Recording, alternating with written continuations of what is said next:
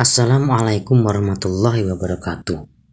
Allahumma sholli ala Sayyidina Muhammad wa ala ali Sayyidina Muhammad. Sebagai umat Islam, mempercayai adanya Nabi Adam sebagai manusia pertama yang diciptakan oleh Allah Subhanahu wa taala adalah bagian dari keyakinan dalam agama Islam. Keyakinan terhadap para nabi dan rasulnya juga merupakan salah satu dari 6 rukun iman dalam Islam. Para nabi dan rasul dianggap sebagai utusan Allah yang menyampaikan ajarannya kepada manusia untuk membimbing mereka dalam menjalani kehidupan dan mengikuti ajarannya. Pada pertemuan kali ini kita akan bercerita tentang kisah Nabi Adam alaihissalam yang diciptakan untuk menjadi khalifah di muka bumi ini. Yang pertama yaitu kisah Nabi Adam dan Siti Hawa. Pada awalnya ketika dunia masih sunyi dan kosong, Allah menciptakan Nabi Adam dari tanah. Allah memberikan padanya kehidupan dan mengajarkan padanya nama-nama segala sesuatu di alam ini.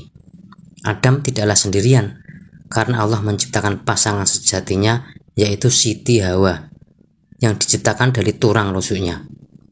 Hal ini tertulis dalam Quran surat An-Nisa ayat 1 yang berarti, "Wahai manusia, bertakwalah kepada Tuhanmu yang telah menciptakan kamu dari diri yang satu, yaitu Nabi Adam, dan Allah menciptakan pasangannya Hawa dari dirinya. Dan dari keduanya Allah memperkembangbiakkan laki-laki dan perempuan yang banyak.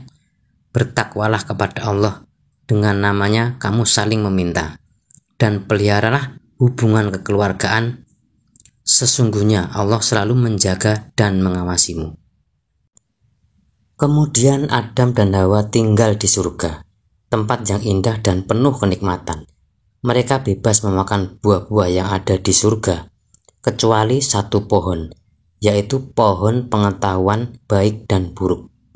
Namun sayang, iblis menggoda Nabi Adam dan Siti Hawa untuk memakan buah yang dilarang oleh Allah Subhanahu wa taala.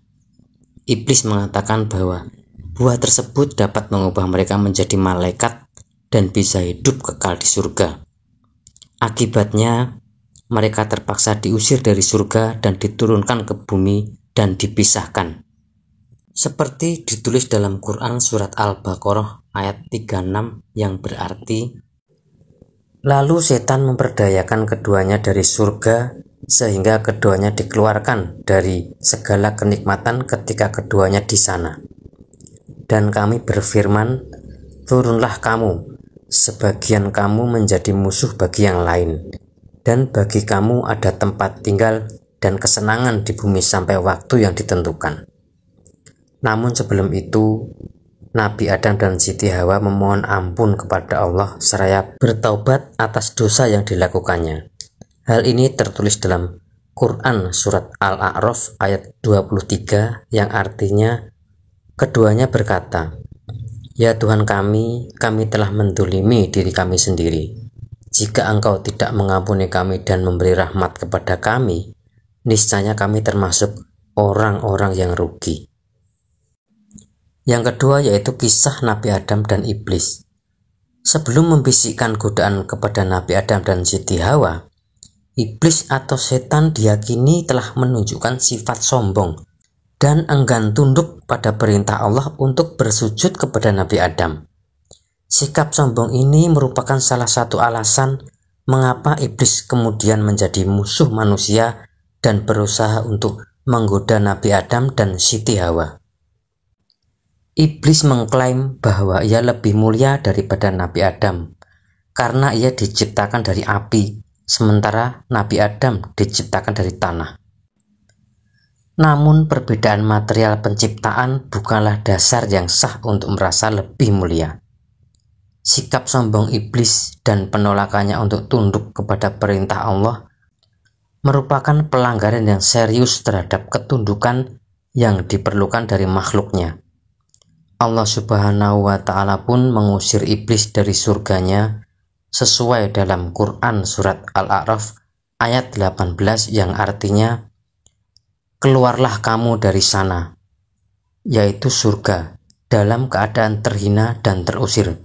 Sesungguhnya barang siapa di antara mereka ada yang mengikutimu, pasti akan aku isi neraka jahanam dengan kamu semua. Yang ketiga yaitu kisah Nabi Adam dan Siti Hawa di bumi. Setelah diusir dari surga, Nabi Adam dan Siti Hawa terpisah. Dalam salah satu riwayat seperti yang dikemukakan oleh riwayat Hasan, disebutkan bahwa Nabi Adam diturunkan di wilayah India, sedangkan Siti Hawa diturunkan di kawasan Jeddah. Iblis yang telah mendurhakai perintah Allah diturunkan di wilayah Dastimian di Basrah. Sementara itu, ular yang terlibat dalam godaan diturunkan di wilayah Isbahan. Dalam saat kedatangannya, Nabi Adam membawa bersamanya Hajar Aswad, batu hitam yang diyakini memiliki nilai penting dalam tradisi Islam. Selain itu, Nabi Adam juga membawa segenggam daun surga di tangannya. Ketika Nabi Adam tiba di India, ia menyebarkan daun surga tersebut di tanah, yang kemudian menghasilkan pertumbuhan pohon-pohon yang indah dan bermanfaat di wilayah tersebut. Menurut riwayat yang diceritakan oleh Ibnu Umar, setelah diusir dari surga, Nabi Adam diturunkan di daerah yang disebut Safa, sementara Siti Hawa diturunkan di daerah Marwa. Namun Allah memfasilitasi pertemuan mereka di Jabal Rahmah, di mana mereka bersatu kembali. Tempat ini memiliki makna simbolis dalam tradisi Islam dan menjadi salah satu tempat yang dihormati oleh jemaah haji saat menjalankan sa'i antara Safa dan Marwa. Di bumi, Adam dan Hawa belajar tentang kehidupan dan pengorbanan. Mereka memiliki anak-anak pertama, Kain dan Habil. Kain karena iri hati membunuh saudaranya Habil. Ini adalah pelajaran berharga tentang akhlak dan pentingnya mengendalikan emosi negatif. Adam dan Hawa tumbuh menjadi manusia pertama, membawa keturunan mereka ke seluruh penjuru dunia. Mereka mengajarkan kebaikan, penyembahan kepada Allah, dan cara hidup yang bermanfaat bagi manusia. Pengalaman mereka di surga dan di bumi menjadi cermin bagi manusia dalam menjalani kehidupan, mengambil hikmah dari kegagalan dan kemenangan yang mereka alami. Cerita tentang Nabi Adam adalah cerita tentang asal-usul manusia dan pembelajaran penting tentang taat kepada Allah Subhanahu wa Ta'ala. Pentingnya memahami konsekuensi tindakan dan arti sejati dari manusia sebagai khalifah di bumi. Cerita ini mengandung pesan tentang pentingnya pertemuan, pengampunan, dan rekonsiliasi dalam kisah manusia. Hal ini juga menggarisbawahi bahwa Allah adalah Maha Pengasih dan Maha Penyayang, yang memberi kesempatan kepada manusia untuk memperbaiki diri dan memulai kembali setelah melakukan kesalahan.